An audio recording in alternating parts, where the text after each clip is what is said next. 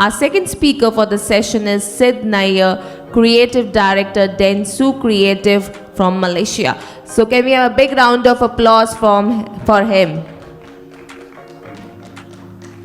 And third speaker, Nikhil Gohil. He's a founder with visionOS.fan and UIworks.io. So can we have a big round of applause for him and have him on the stage?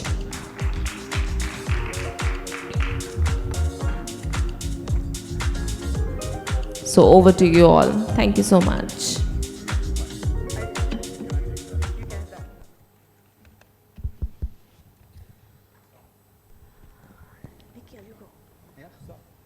So hi everyone, good evening. I know it's been little bit tiresome time now. You have spent whole day and this is the last session, I guess so. I'm Nikhil Gohil. Oh, no? Oh! So chair for us, yeah, if you want for your, okay, in your session, we'll chair for you. Okay, I'm Nikhil Gohil. I started my mobile development career back in 2009-10 with iPhone 3GS. If you guys have at that time known about phones, it was new. Everyone was kind of into a BlackBerry those days. No one was ready to move to iPhone. They are saying without keyboard, how people are going to react for a few months. And later on, after 6 months, everyone speaking about iPhone. And that's what actually right now happening with VR and AR space that we are going to cover in our topics. So I'm Nikhil Gohil. I work with one of the company here as a full-time, but I can't name it because of many reasons.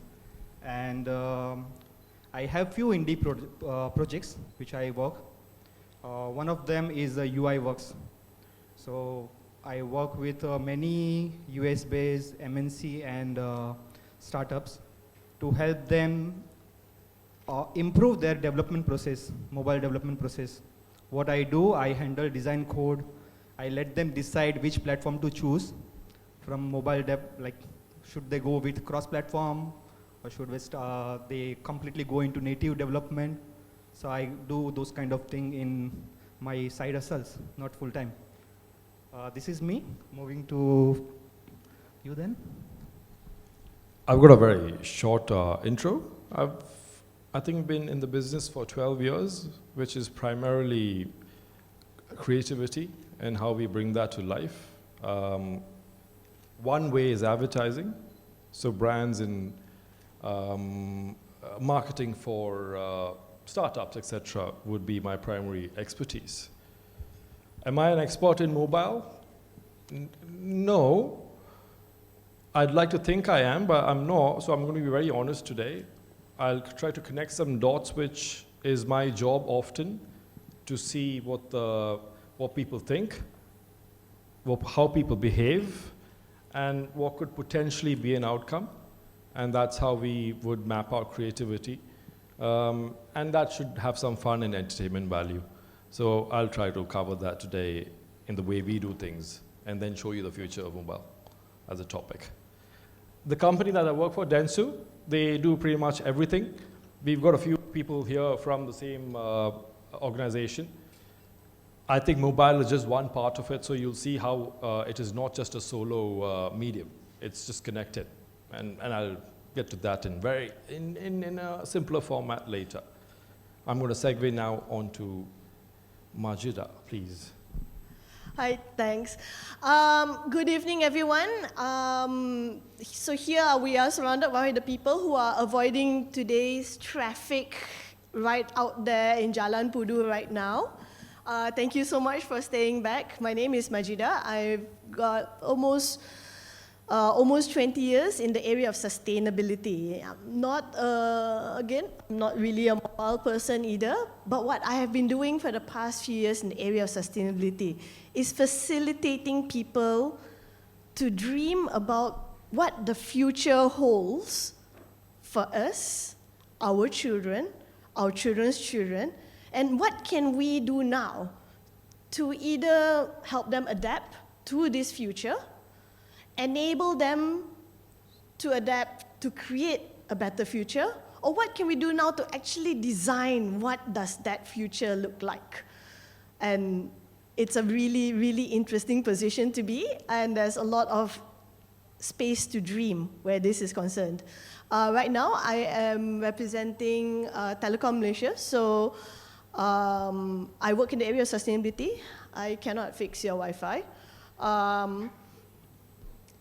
But we are a technology company and a telecommunications company, one of the very oldest in Malaysia, with over 1 million kilometers of data cables, domestic and underwater, connecting Malaysia to the whole world. So if you are, every time you access Google, every time you access, you're watching Netflix, you're actually going through our data centers and we are connecting that over to you. I'm interested in how digitalization matches with that future that we are dreaming of, and I'm hoping to be able to share that with you today. Handing this back over to Nikhil.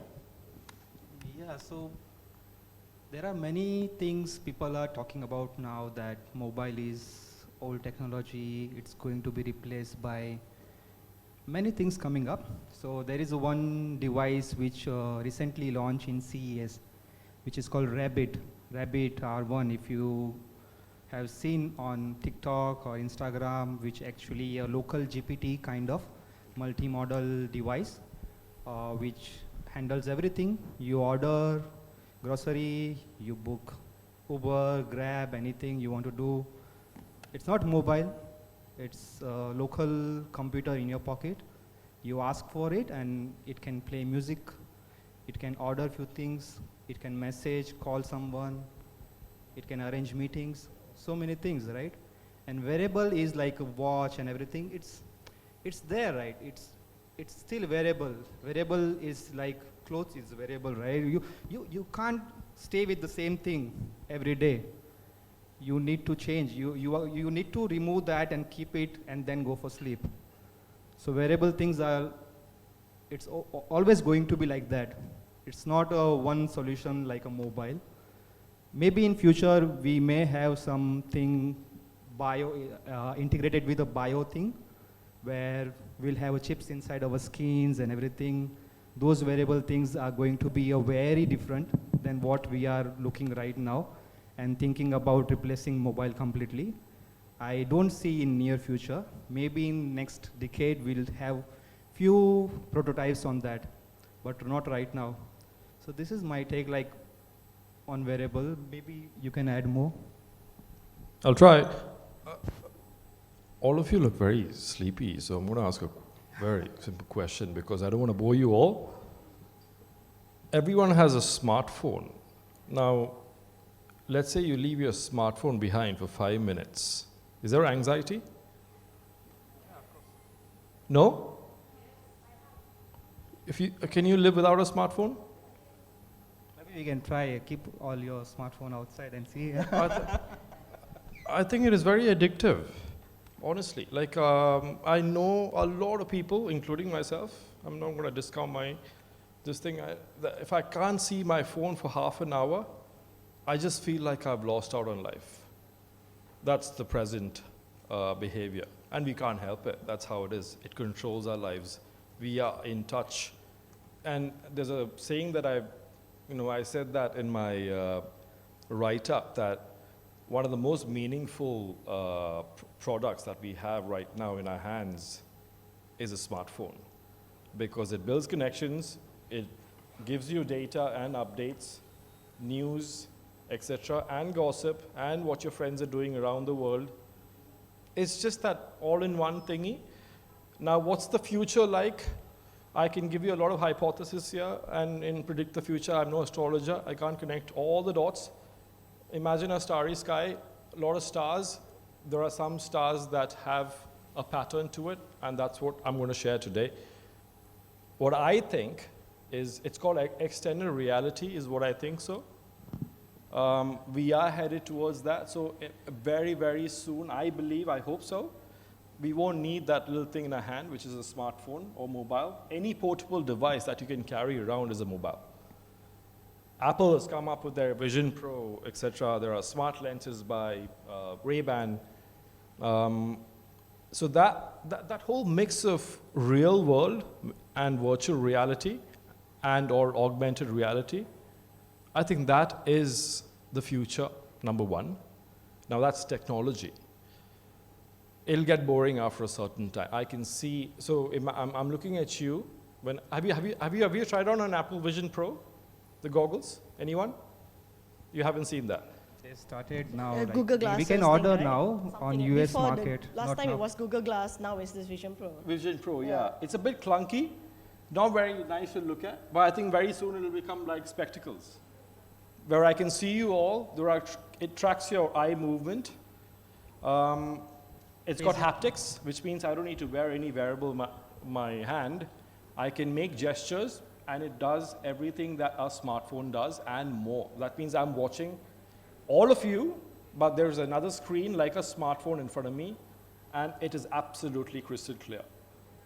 So that is one step, very, very near. It's not the future, actually we're living it right now. Facebook has partnered with Ray-Ban and they release glasses. Yeah, that's a TikTok trend, right? With the camera over there and people are going in front of the mirror and then they're like, I'm not holding a phone. Correct. I think the part they forgot, I think Facebook failed there a little bit. That's right. Because I think technology and software Facebook Meta, right? and social go together. If you don't have the hardware to back it up, Meta would not have, it did not work because of that. They didn't have a hardware to back it up. Now there is one. Now my job is to market it, make brands and organizations use it wisely with a touch of entertainment and creativity. It's not easy, but it is fun. And when I say innovation, that's as far as I can go. If I have to, let's say for example, I can see myself in 3D standing before me wearing something which is like a dress that I think I like of a certain brand. Now that is something of a different perspective. This is not a 2-bit 3D rendering of a person. This is me, literally me, standing in front of me, like a mirror image of me, wearing the dress I want to see. Maybe I look good in it, with the same size. I buy a Zara t-shirt. That is retail and commerce combining together. That is mobile used in a different way. There will no longer be smartphones. We don't have to hold that little thing in our hand anymore because we'll be wearing sunglasses. I hope Apple changes it. It's a bit clunky now. It's a little big. It's not virtual reality headsets. It is mixed reality. They call it spatial computing. I think like it's the next era of computers. So they don't want to use it as a AR, VR. They know like trends are going to fade away in little time. So they call it spatial computing. And it's kind of having processor in your glasses. It runs locally. Almost everything. Right, yeah. I mean, one part is that.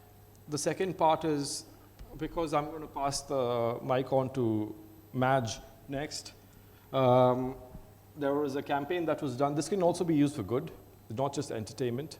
There was a campaign which was done in Germany, I believe, by McDonald's, ironically, where a person could sit on the couch, and what they wanted to teach was McDonald's is a company that believes in sustainability. Well, everyone is trying their best. They're trying to neutralize all the emissions and footprint that they have. We cannot change the world in one go. I'm going to segue here, hence the point. A person could sit on the couch and collect trash as points around the city of Berlin. This is in McDonald's, Germany. They implement, Pokemon Go, for example. So that was mixed reality. Pokemon Go, yeah. Simple thing. It was actually, you pick up trash, put it in a dustbin, and a simple message was that we do care about the environment and our steps are this. So they made it a leaderboard and a challenge and something you had to win. In the end, it was actually very commerce driven because you get a discount voucher and then you go and buy a burger. Fantastic. But simple ways, it's a start. Things are happening. Mixed reality for good, for business, and of course, overall for the economic development of any country and or nation. I think I have a positive feeling that this will be good. Now, I'll give it to Maj. She has a different point of view on that. I want to begin actually by just taking a step back. Within our own lifetime, right? at least, so I'm representing TM. So within our own lifetime, I'm not sure, hope I'm not the oldest person in this room lah, right? So, how many of you remember, I know this is an international conference and I think this is an international thing. How many people of you remember the phone booth? I mean, in Malaysia, we used to have this thing where, you put in a coin and you pick up the phone and then you press the hashtag and the button key and hope that the 10 cent lasts longer that way, and then you pick up the phone and you use it. And that was run by Telecom Malaysia. We used to run phone booth all over Malaysia, and then you have the house phone, of course, the one with the dials and the buttons and things like that, right? And there are still people who are not that old, I'm not that old, who can still remember a time when we had an analog childhood. We used a phone at home. We remembered the phone numbers of our neighbors, our family members. There was the yellow pages where everybody's phone numbers were on it. And then there was a phone booth where you put in a coin and then you use the phone, right? And that is within our lifetime. Our childhood still remembers that. And still within our lifetime, they came into the existence of dial-up internet. There's the and you had to choose. You want internet or you want phone, right? If you picked up the phone while someone's on the internet, no more connection. You have to reconnect back again. At that time for TM, we were the first companies in. We came in with TMNet, right? And TMNet came in and we provided dial-up networking and it used to be like, somebody in the house has it and nobody else can use the phone. Internet was so expensive at that time. And then there was a time of dial-up. And that was still within our lifetime. And again, within our lifetime, now we have high-speed broadband. We went from copper cables to fiber cables now. And we're connecting all around the world, and now we have this flat. First we had the phone that looked like the water bottle with an antenna on top. We had those. We had the Nokia 3310. Everybody had that phone, the indestructible Nokia 3310. And now we have the phone with no buttons now. And all of that happened within our lifetime. We remember those times. That is the speed of how mobile technology had moved. And within our lifetime, this will evolve. This will continue to evolve. Children today, the moment they are born, or actually before they are born, are already exposed to digitalization. The mom will put a little device there, let them listen to classical music, right?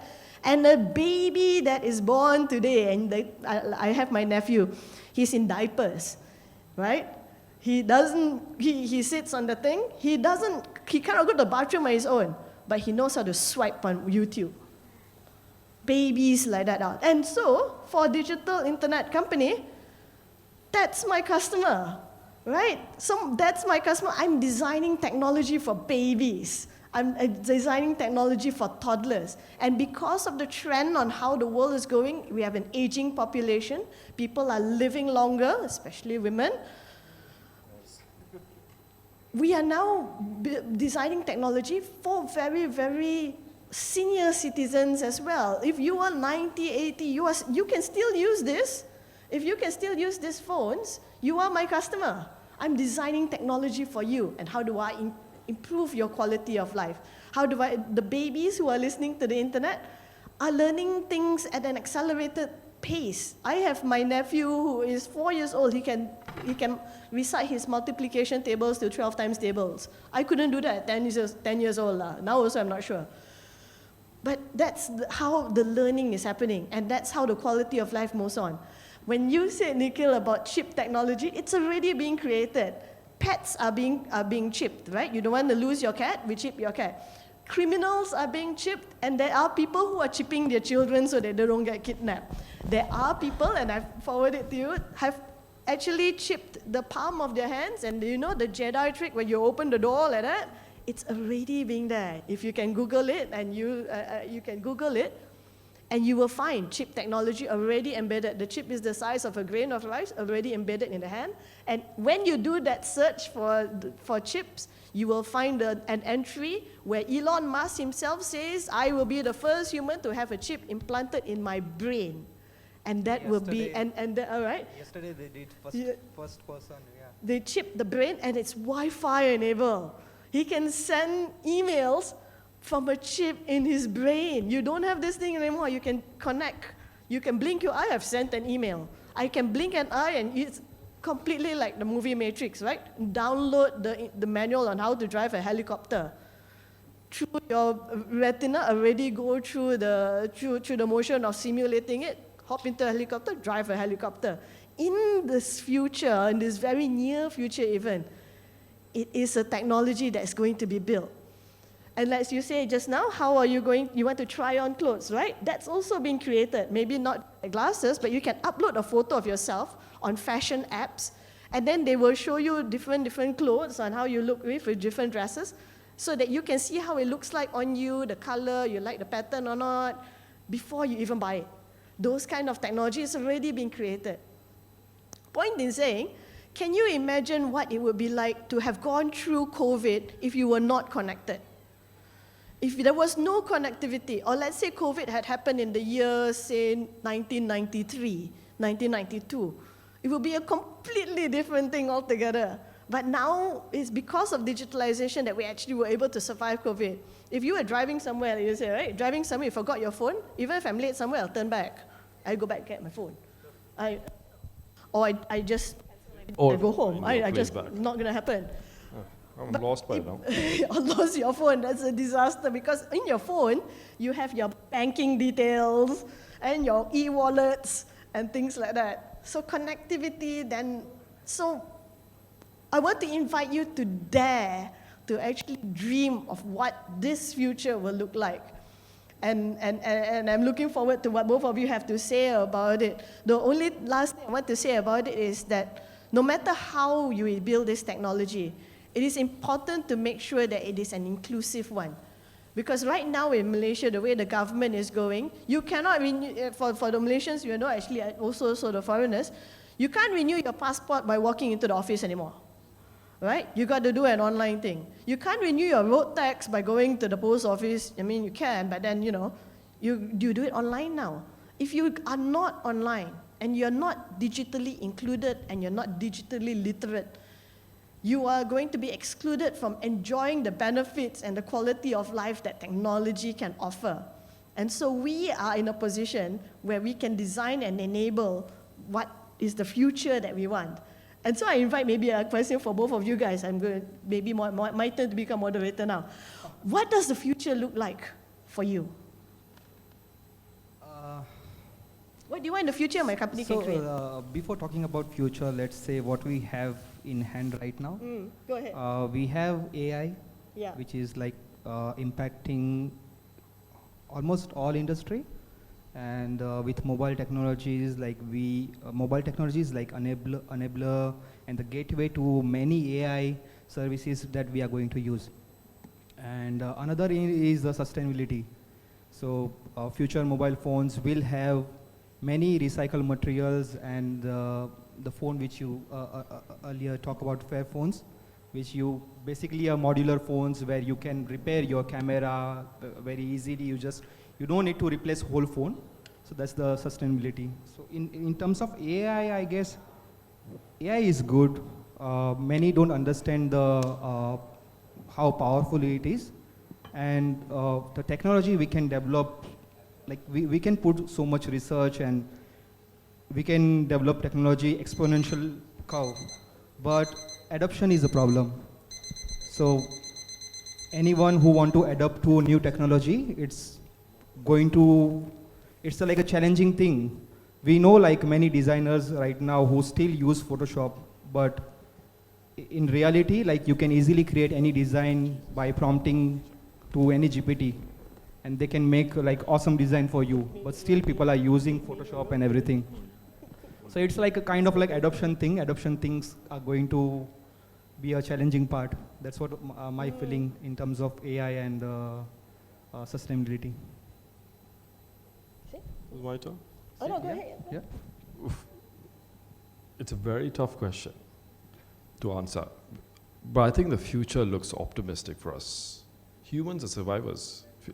If you the long look back at our history, everything has come and challenged us. I don't think we've ever given up. We were cavemen, we moved up, used rocks to start fire, the wheel came into place, here we are. I think the future is optimistic. I'm an eternal optimist by nature. We will always find a way, no matter what. I think all these little catastrophes and apocalypse and all these little talks are there, but there'll always be a way. Humans are survivors, no matter what. There are good and bad examples of it, but I don't think anything can defeat us. And I think the future is very optimistic if I look at it from a different lens. AI is just one small portion of it. Since we are talking about mobile, we are only going to evolve much, much faster as a society, the way I see it and the way she described it, in a good way. That is all I can say. Positive. The future is positive. And I think there's a key quote I saw, that we never go shopping, we are always shopping. We are always looking for something new. That's the current thing. And I believe we are already living the future, to be honest. Yeah, like you say, AI, right? Amazon knows what you're going to buy before you bought it, right? Before you actually looked at what you wanted, it already knows this is what you want. AI is listening right now. If I keep saying something over and over again, it will come up with the suggestions. But, like for example, AI has this technology where you, if you start looking at, let's say, birth control, maternity test, right, to see whether you have a baby. It already has an algorithm that for the next 18 years, it will know what to suggest to you. When you give birth, you don't have to prompt it, it will come up. The advertisement will tell you that, hey, these are all the diapers that you can have for your children. And then it remembers you, it creates a profile. In the next few years, it will tell you of all the books that your children should be reading, the toys that you should have, and the schools that you should go. It remembers, it creates a profile for you. Before you think about it, it already suggests that to you. AI is really doing that. We've got an AI expert there. The next topic is his. So let's steal his topic so he doesn't have anything to. Sorry. Let's do it. So he doesn't we're stealing his topic, so you just might as well go into his time also. But what I want to do is invite you actually to go into the future. So a lot of companies now, we were talking about this before as well, have targets that go into 2030 and this is also in line with the Sustainable Development Goals, right? Sustainable Development Goals go up to 2030, and it's a list of 17 goals to make the world a better place. But for a lot of countries, it goes to 2050, where we try to see net zero. So what does a net zero world actually looks like? And the reason why it's there is because climate change is happening. I don't want to sound like an environmental activist, but we have all been experiencing extreme weather all over the world. Malaysia's flooding, the weather is a little bit weird now, it's hot and it's raining and all, and it's not supposed to snow, it's snowing. It's happening. Our business are affected by it. And we see that from the IPCC predictions that this is scheduled to get worse. Are there any Singaporeans in the room? No Singaporeans. A Singaporean is going to drown. It's going to go underwater. That's why they're reclaiming land. But the thing is that it's so serious that the country of Vanuatu the government of Vanuatu's already got an MOU with the government of Australia. Because not if, but when the country goes underwater, they are going to become climate refugees. And all these people need somewhere to go. And they will be relocated to Australia. Because one day, their country will not exist anymore. So how do we then, that's the bad thing, but how do we then prepare for a future like that for the countries we are from and for us, because we serve Malaysia, how do we prepare for a Malaysia that is exposed to things like climate change, younger people exposed to the internet, people living longer and things like that. And our answer is through technology. Our answer is through digitalization, right? Our answer is through increasing the quality of life through digital solutions that is coming up. So I think we have to close the session. Yeah. Thank you. Thank you. Can we have 30 seconds, maybe a note from the rest of us? So that we have some Absolutely. So closure? one key takeaway from each of You the go speakers first. here. I'll go first. I think a lot of this, what we say, have you watched Black Mirror, the TV show? Please do, because it is actually coming true episode by episode. I'm not joking. Everything that Black Mirror show, that's my closing line here, all of my talk is just based on Black Mirror. It's actually coming true. My suggestion is that those who haven't watched it, sorry Suhail, we've taken up some of your time. But yeah, you're like. You go ahead. I mean, my takeaway is like we should be more adaptable to the sustainability future in terms of regardless of any technology. Like, we should think ahead in keeping in mind that how it's going to affect our future. You can have those. And we sometimes feel like our contribution is very small, but I really believe that each person contribution makes a huge impact. That's what my understanding, and that's what I believe. Thanks everyone for staying up to this evening. My last takeaway is that you must be very brave to be able to dare to actually dream what this future is, because no matter how crazy your dream is, it can actually come true. I was talking to these guys outside there. Every Star Trek technology has actually come true. You have that thing to look at your health and things like that. Everything has come true except teleportation, which is a matter of time. But if you can dare to dream it, chances are there is a digitalization solution or one way or another that can actually make it happen. And we should be able, we should be ourselves to actually dream big. So you can connect with any of us out here, or we have, this thing has been like circulating for the past some long that we have been here. We are all happy to connect, right, with all of you. So on behalf of everyone, thank you very much for inviting us this evening. Thank you. So thank you to our key speakers. And can we have a big round of applause for each one of them? So kindly stay back on the stage for the photograph.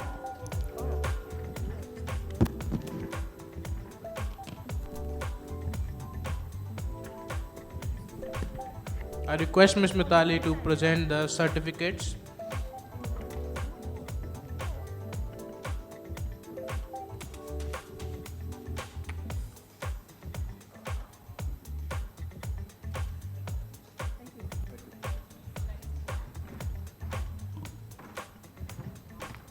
So first we have Majidah, Hashim. Wait. We are giving certificates, yeah. Please have a big round, huge clap for Majidah. Next we have Sid Nair.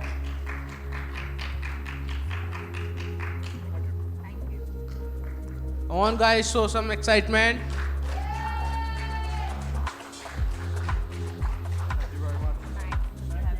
And at the end, Nikhil Gohil.